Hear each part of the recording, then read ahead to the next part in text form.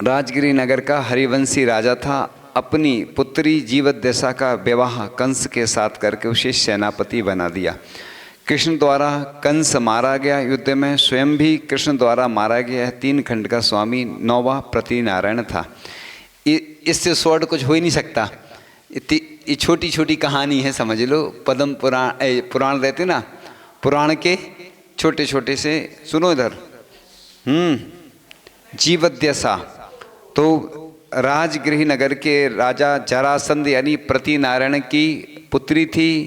कंस के साथ विवाही गई। अपनी ननद देवकी के तो उसने मुनि को दिखाने पर मुनि ने इसका फल बताया कि देवकी के पुत्र द्वारा ही इसका पति व पिता दोनों मारे जाएंगे, और ऐसा ही हुआ। अब नकुल, माद्री रानी से राजा पांडु का पुत्र था। उसके ताऊ कौन थे? भीष्म, है ना, से तथा गुरु द्रोणाचार्य से धनुष विद्या प्राप्त की। अंत में अपना पूर्व भव सुन दीक्षा धारण की। आपको पूर्व भव मालूम चल जाए ना कि ऐसे ऐसे थे हम, तो फिर दीक्षा के लिए घोर तप किया। दुर्योधन के भांजे, कितने सारी रिश्तेदारी आ रही हैं, आप अपनी रिश्तेदारी बताते हो, ऐसे ही ये पुराण ग्रंथों से जो पुरुष है ना उनकी रिश्तेदारी बताई जा रही। दुर्योधन के भांजे कुर्युधर द्वारा शत्रुंजय गिरी पर किया गया घोर उपसर्ग सहा और सर्वार्थ सिद्धि गए। पूर्व भव नंबर 2 में, नंबर मतलब पूर्व भव दूसरे भाव ऐसा बोलना चाहिए, वो नंबर लिख दिया। मैं यह धनश्री नामक ब्राह्मणी थी और पूर्व भाव मतलब पूर्व भाव पहले में मैं अच्युत स्वर्ग में देव थे, वर्तमान भाव में नकुल हुए। समुद्र विजय, ऐसे ऐसे नाम आ रहे हैं ना जिनके बारे में कभी सुना तो होगा और नहीं भी सुना होगा, लेकिन चूंकि बताना जरूरी है। तो समुद्र विजय अंधक वृष्टि के पुत्र तथा कृष्ण के ताऊ थे। नेमिनाथ भगवान के पिता थे और गिरनाथ पर्वत से मोक्ष प्राप्त किया है उन्होंने। तो क्या होता है ना, कोई भी अपन फिल्म देखते हैं, सीरियल देखते हैं ना, तो हाईलाइट्स किया जाता है ना कोई भी पात्र को विशेष, जो और भी रहते ना उनको नहीं किया जाता। तो कभी कभी उनको भी तो कर लेना चाहिए। इसलिए तो हम प्रतिदिन बोलते ना कि 3 लोक में जितनी प्रतिभाएं हैं उनसे आपको नमोस्तु हो, मतलब भगवान जो हैं उनको तो कर ही रहे हैं। तो इस प्रकार से नंदीश्वर द्वीप में विराजमान कृत्रिम अकृत्रिम चैत्यालय और विदेश क्षेत्र में विद्यमान भी तीर्थंकर सबको नमोस्तु कर लेते हैं। ऐसे हम ध्यान करवाते ना तो 4 गतियों का भी कराते हैं, कभी कभी पूरे तीर्थ क्षेत्र की यात्रा भी करा देते, पूरे भारत में जितने प्रमुख क्षेत्र हैं, क्योंकि पूरे तो हो नहीं पाते हैं और नाम तो सबके मालूम रहते हैं लेकिन सीमित हैं जो अपने को उपलब्ध रहते हैं। अब राम दिगंबर जैन धर्म के हिसाब से इससे छोटी रामायण तो दुनिया में मिलेगी नहीं क्योंकि हम सुनाते तो हैं लेकिन ये और छोटी। राजा दशरथ के पुत्र स्वयंवर में सीता से विवाह किया। माता कैकेयी के निमित्त से वनवास और वनवास काल में सीता हरण पर रावण से युद्ध कर तथा लक्ष्मण के साथ रावण को परास्त कर सीता को प्राप्त किया, परंतु लौटने पर लोकोपवाद से सीता का परित्याग किया। अंत में भाई लक्ष्मण की मृत्यु से पीड़ित हो दीक्षा ग्रहण कर मोक्ष प्राप्त किया। इनका परिणाम पद्म था। ये 8वें बलदेव थे। पद्म पुराण क्यों नाम रखा? पद्म किसका नाम था? हाँ, श्री राम का। मेरे प्रभु का नाम राम हे जिन पर तुम्हें प्रणाम। विश्व प्रभु हैं राम भगवान, है ना। सिद्ध दिगंबर जैन धर्म के हिसाब से सिद्ध बने वो, है ना। इसलिए हनुमान जी भी मोक्ष गए हैं, है ना। बाकी तो आगे बताएंगे। तो इस प्रकार से रावण जो था रत्नश्रवा का पुत्र था, अपर नाम दशानन था, लंका का राजा था। सीता का हरण करने पर राम से युद्ध किया और लक्ष्मण द्वारा मारा गया। यह 8वें प्रतिनारायण थे। और आगामी 24 में क्या होंगे? तीर्थंकर होंगे। अब लक्ष्मण तो अलग अलग दिया है, एक एक पात्र बताया जा रहा है। और ये पहली बार ही बता रहे हैं हम, अभी तक हमने शायद पढ़ा हो, कभी तो पढ़ा हो, नहीं तो ऐसे पॉइंट तो हैं बहुत अच्छे अच्छे।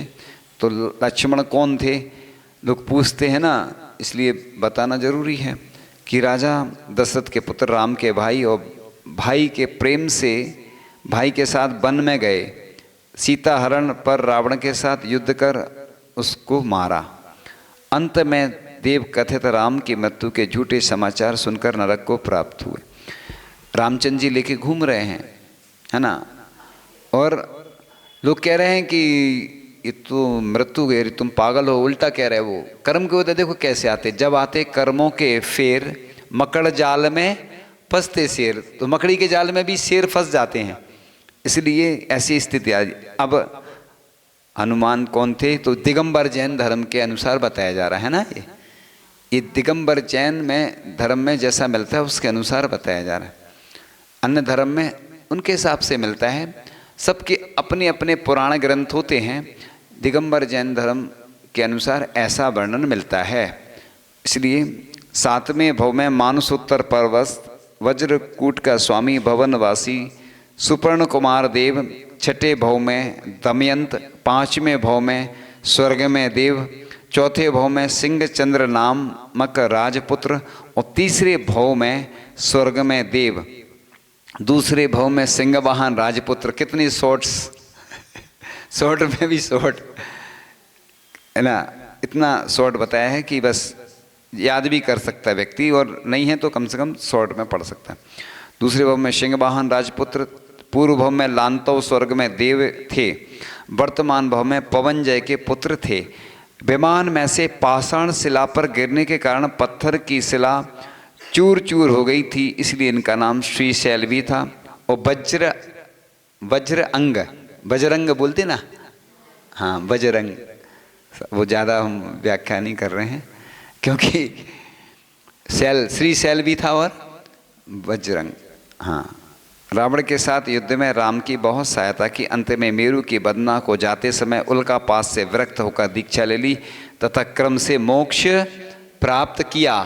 किसने? हाँ। अब पुररवा एक भील था। एक समय मुनिराज के दर्शन कर मद्य मांस व मधु का त्याग किया।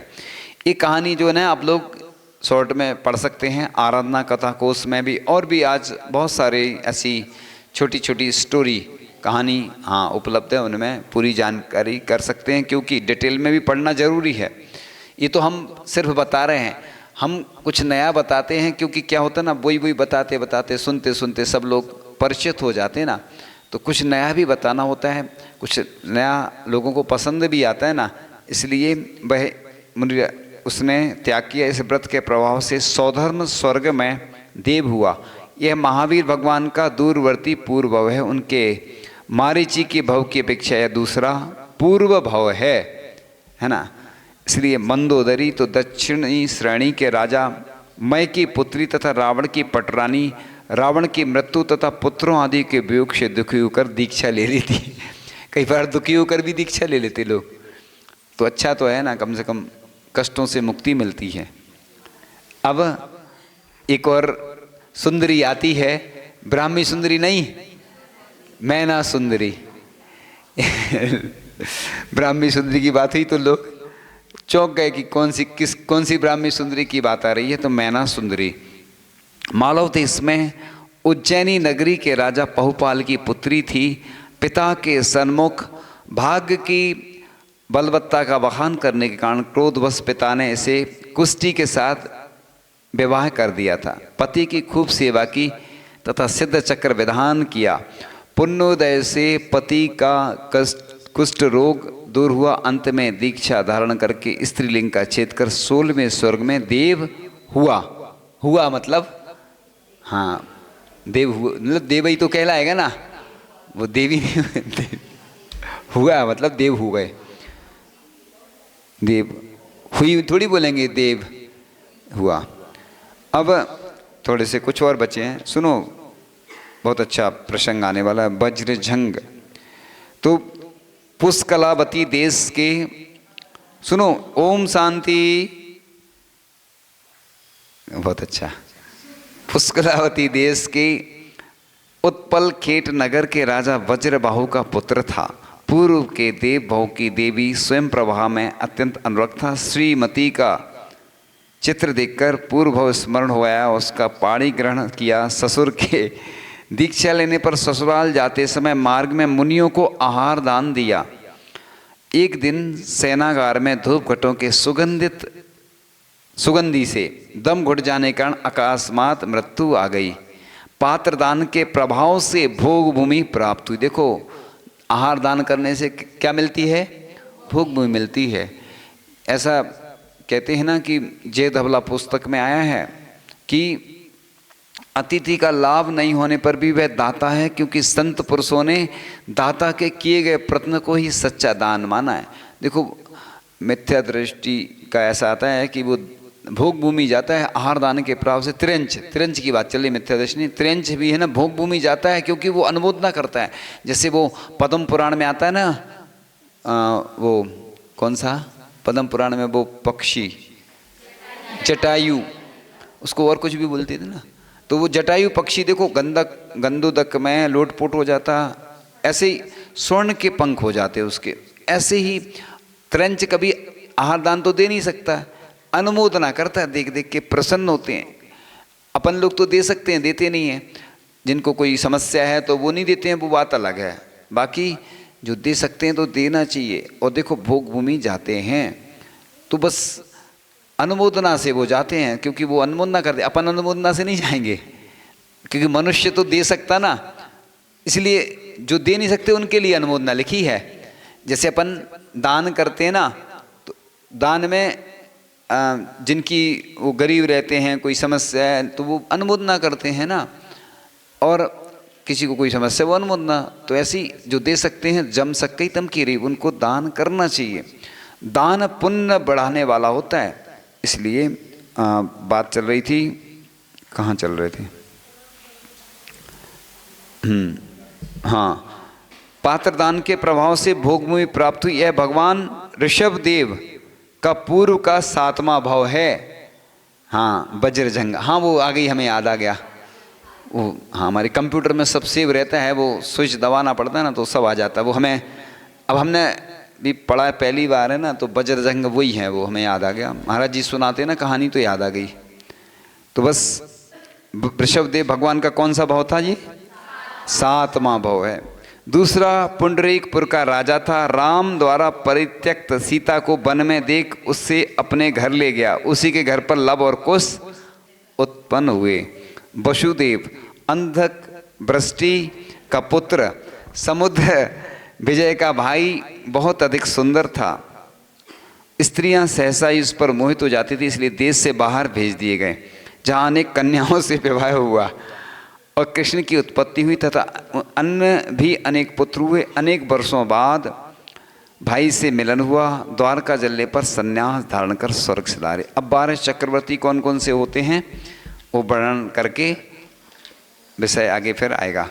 तो भरत, सगर, मघवा, सनत कुमार, शांति, कुंथु, अर, ये कौन कौन से तीर्थंकर हैं ये?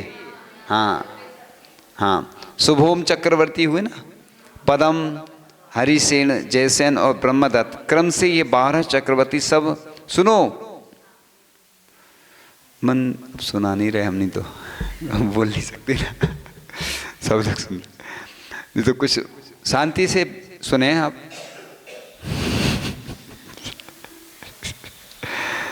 तो सब तीर्थंकरों की प्रत्यक्ष एवं परोक्ष वंदना में आसक्त और अत्यंत गाढ़ भक्ति से परिपूर्ण थे। भरत चक्रवर्ती ऋषभेश्वर के समक्ष, सगर चक्रवर्ती अजितेश्वर के समक्ष तथा मघवा और सनत कुमार ये 2 चक्रवर्ती धर्मनाथ और शांतिनाथ के अंतराल में हुए हैं। शांतिनाथ, कुंथुनाथ और अरनाथ, सही नाम क्या लिखते? अरनाथ बोल देते अपन, चंद्र प्रभु बोलते, कभी चंद्र प्रभु नहीं, श्रेया एक कहता है, श्रेयांशनाथ नहीं आते, शिवनाथ ऐसा कुछ आता है, हमें याद नहीं आ रहा, लेकिन ये तो आता चंद्र प्रभु। नेमिनाथ कभी ऐसा लिख देते लोग, गलत लिखते ना वो, ऐसे ही अरनाथ ऐसा सही है। और स्वयंभू स्त्रोत में लिखा होगा ऊपर, जो भी श्रेयांसनाथ तो लिखा, शिवनाथ, शिवजिन हमें एकदम याद नहीं है। हाँ शिवजिन लिखा हमें याद है, जहाँ तक थोड़ा थोड़ा मतलब एकदम नहीं है। अरनाथ, तो अरनाथ भगवान, ये कहाँ चल रहे थे? अरनाथ और मल्लीनाथ भगवान के अंतराल में पद्म चक्री, मल्ली और मुनिशिव्रत के अंतराल में हरिशेन चक्री, मुनिशिव्रत और नमीनाथ के अंतराल में जयसेन चक्री, नमी और नैमीनाथ के अंतराल में तथा ब्रह्मदत्त चक्री, चक्री माने चक्रवर्ती, नैमी और पार्श्वनाथ के अंतराल में हुए। पूर्व, सुनिए गौर से सुने, पूर्व जन्म में किए गए तप के बल से भरत आदि की आयुध सालों में भुवन को विस्मित करने वाला चक्र रत्न उत्पन्न होता है। तब अतिशय हर्ष को प्राप्त चक्रवर्ती जिनेन्द्र भगवान की पूजा करके विजय के निमित्त पूर्व दिशा में प्रयाण करते हैं। क्रम से दक्षिण भरत क्षेत्र के 2 खंडों को जीत करके पुनः उत्तर भारत में संपूर्ण भूमि गोचरी और विद्याधरों को बस में कर लेते हैं। ये चक्रवर्ती वृषभगिरी पर्वत पर अपना नाम लिखने के लिए विजय प्रशस्तियों से, देखो नाम के लिए जो चाहते ना उसके लिए बहुत अच्छी बात आने वाली है कि नाम को लिखने के लिए तिल मात्र भी स्थान ना पाकर विजय के अभिमान से रह तो कर, अपन नाम लिखवाते हैं ना फिर मिट जाता है, दूसरे लिखे। ऐसी जब चक्रवर्ती लिखते हैं ना प्रशस्ति में नाम तो भर जाती, वो कहता अरे मुझसे पहले इतने सारे नाम लिखे हैं, तो ऐसी स्थिति रहती है। इसलिए जो काम करता है ना व्यक्ति वो अमर हो जाता है। नाम तो आते रहते जाते रहते, प्रधानमंत्री कितने सारे बन गए, कितने अध्यक्ष, कितने मंत्री, लेकिन बस लोगों को रहता है कि नाम लिखवाने के। इसलिए प्रशस्ति में प्रतिमा में एक बार नाम लिख गया तो लिख गया, फिर बार बार नहीं लिखा जाता क्योंकि बीतरागी भगवान बन गए। ऐसे ही काम अच्छे करोगे तो नाम अपने आप अमर हो जाता है। तो इस प्रकार विजय के अभिमान से रहते होकर चिंतायुक्त खड़े रह जाते हैं। तब मंत्रियों और देवों के अनुरोध से एक स्थान के किसी चक्रवर्ती का नाम अपने अपने दंड रत्न से नष्ट करके, देखो मिटाया जाता नाम, और अपना नाम अंकित करते हैं। इस प्रकार से सभी चक्रवर्ती संपूर्ण 6 खंड को जीतकर अपने नगर में प्रवेश करते हैं। ये स्थिति रहती है। आप सोचते होंगे कि हमारा नाम यहाँ लिखा जाए, लेकिन स्थितियाँ ये बनती हैं, इसलिए नाम के चक्कर में नहीं पड़ना है, बस काम अच्छे करते रहें तो अच्छा रहेगा। तो इस प्रकार कुछ बातें और छोटी छोटी हैं, बस कुछ मिनट की बातें हैं, वो भी अच्छी बातें हैं कि गज कुमार मुनि के सिर पर सिगड़ी जलती हुई रखी गई थी, है ना। ये छोटी छोटी बिंदु हैं, बच्चों के लिए भी और बड़ों के लिए भी याद करने हो। तो 5 पांडव मुनियों को लोहे के गर्म आभूषण पहनाए गए थे। विष्णु कुमार मुनि ने कितने मुनियों का अपसर्ग दूर किया था? 700 मुनियों का अपसर्ग।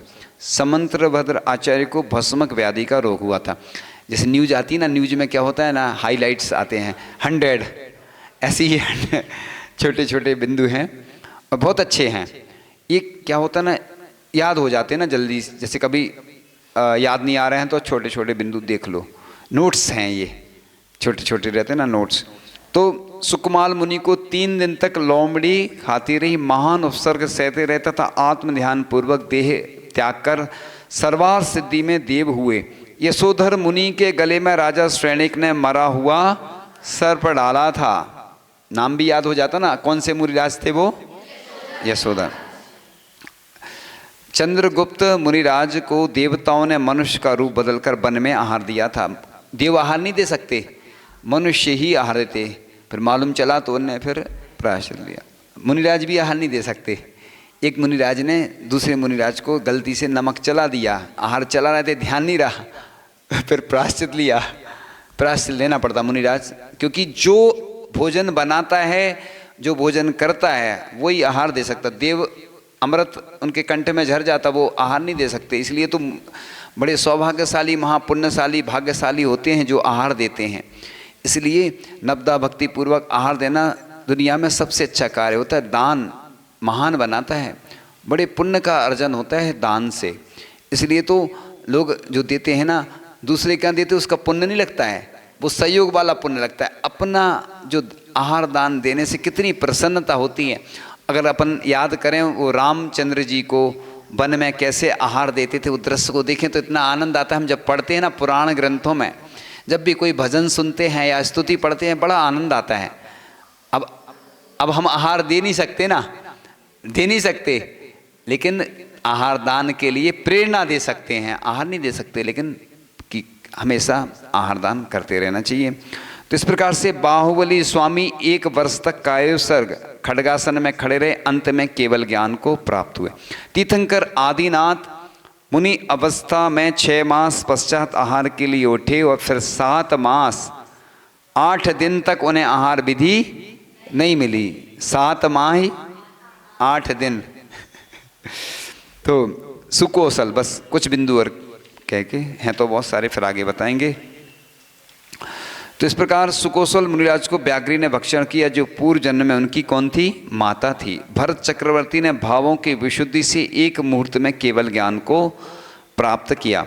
अनंतवीर और बाहुबली दोनों तीर्थंकर आदिनाथ से पहले मोक्ष गए। हाँ, दोनों नहीं, दोनों हैं ये, तीर्थंकर आदिनाथ ऐसा है, वो थोड़ा सा कंफ्यूजन।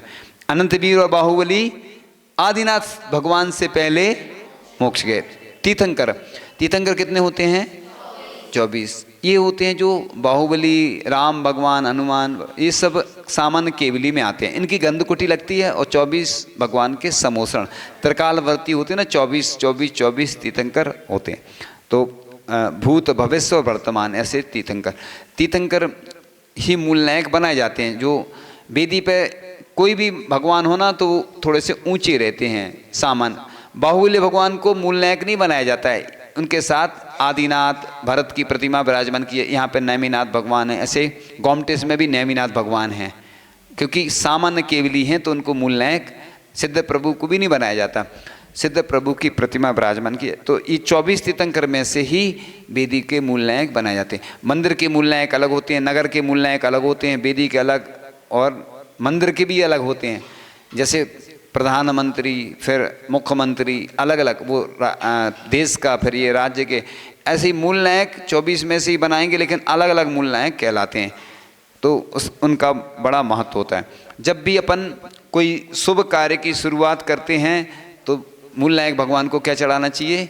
श्रीफल चढ़ाना चाहिए। जो भी काम करें, इससे क्या होता है कि कार्य निर्विघ्न होते हैं। तो अब सवाल पूछेंगे, मेरे सवालों का जवाब दो ना। आता है पहला प्रश्न आपके सामने, जिसको बताना है वो आएगा सामने, है ना? सामने तो आएगा, नहीं आएगा क्या? हाँ, तो सुनो। अब बात चल रही थी किसकी? मैना सुंदरी के पति को कौन सा रोग हुआ था? सबको मालूम है। अरे वाह, कितने सारे लोगों को मालूम। मैना सुंदरी के पति को कौन सा रोग हुआ था? अरे आज तो बहुत ज़्यादा संख्या बढ़ गई।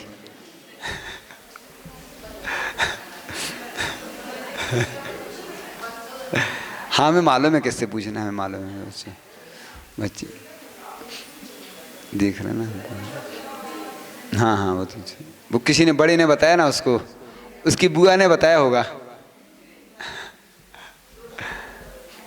बीच में। हाँ, वो हाँ, वो बीच में। हाँ, इधर।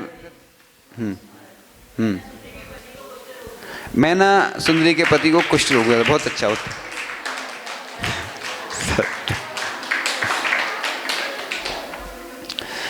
वज्र जंग भगवान ऋषभदेव के पूर्व का कौन सा भव था?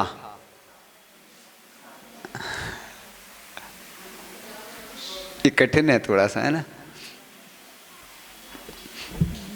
हाँ बताओ। वो पीछे उठा रही ना, किसने बताया? हैं? लो खोल लिया। हाँ बताओ चलो। हाँ बोलो। हैं? बुआ ने बताया कि तुमने अपने मन से सुना था? हैं? किसने बताया? वो क्यों नहीं बता रही? चलो, उत्तर सही है। अब हम क्या करें? उसने हमें तो उसी ने बताया ना। अब किसी ने बताया, अब छोटी है ना। देखो सब कह रहे कि तीसरा तीसरा प्रश्न आता है आपके सामने।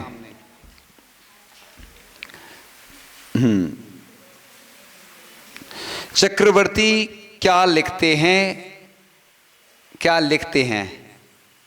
सबको नहीं बताओ, देखो आवाज हमें तक आ जाती है यहाँ तक। अब एक दूसरे को नहीं बताना, खुद बताना है ना। इससे क्या होता है ना कि अपनी नॉलेज भी अच्छी होती है। और वो सबसे पीछे वो ग्रीन ग्रीन, हाँ नहीं मतलब ग्रीन नहीं है, पिस्ता कलर है। हाँ हाँ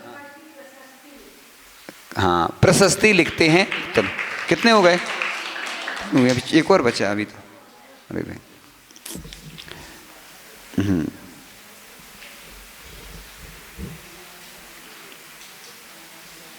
राम का दूसरा नाम क्या था? अरे वाह, श्री राम का नाम राम ही।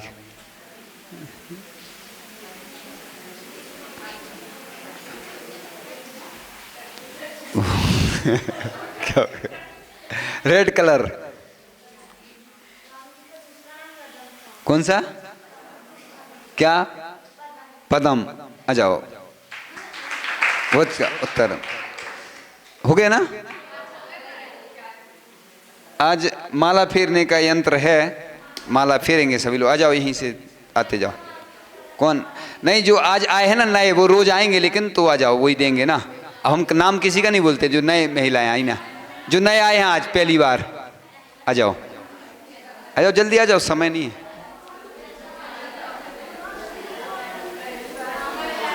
जल्दी आ जाओ, समय। अरे देने वाले कह रहे, लेने वाले थोड़ी।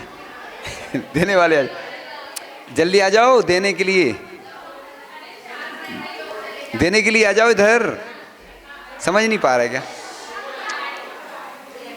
बताना पड़ेगा क्या? आ जाओ सब, और भी लोगों को बुला लो, पीछे देख लो ना।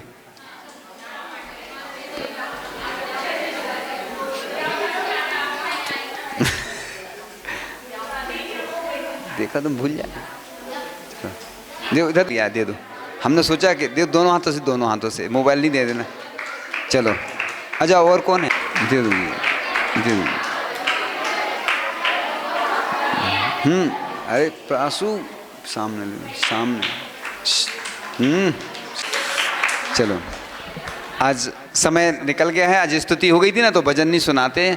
वैसे तो सुनाना था, लेकिन स्तुति जिनवाणी स्तुति पढ़ लेते हैं। कि हमको ये शरण मिली, जब से आपको पाया लगता मेरी अखियाँ हैं ये खुली।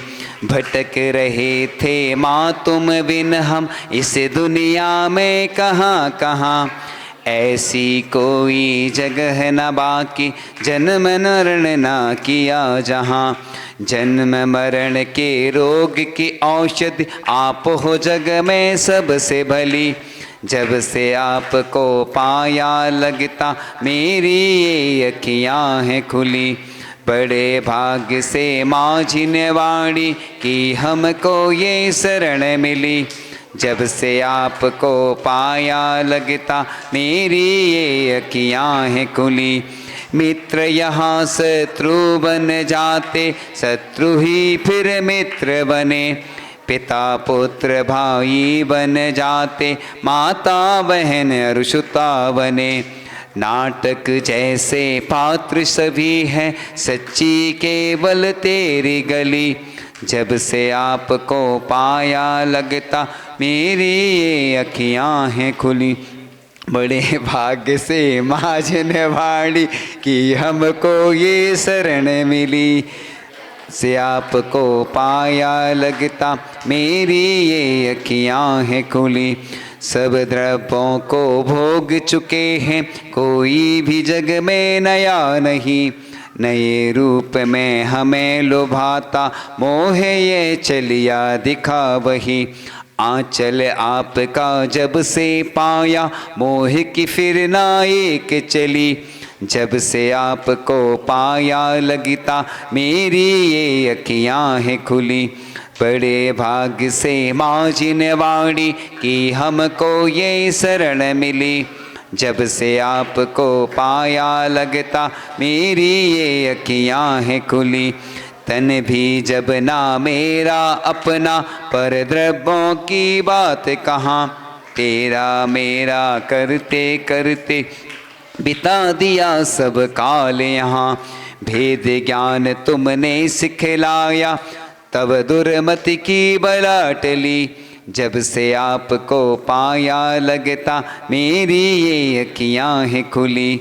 बड़े भाग से माँ जिन वाणी की हमको ये शरण मिली।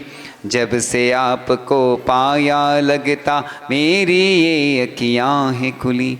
अब कल कलश स्थापना होगी।